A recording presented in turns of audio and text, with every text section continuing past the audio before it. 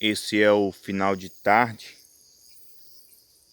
na beira do rio, aqui na fazenda, onde os pássaros do dia já pararam de cantar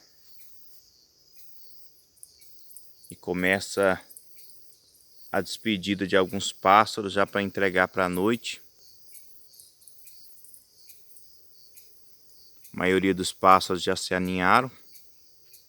Estou aqui fazendo essa filmagem para vocês. Vamos mostrar agora a beira do rio. Estamos aqui na beira do rio.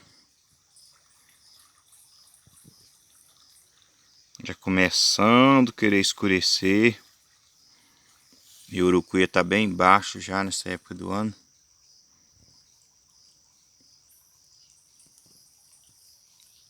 Teve umas enchentes boas, mas ele já baixou já. Tem uma estiada muito grande nesse mês de janeiro. Naturalmente o mês de janeiro sempre é um mês que dá umas estiadas bem extensas. E o rio baixa mesmo.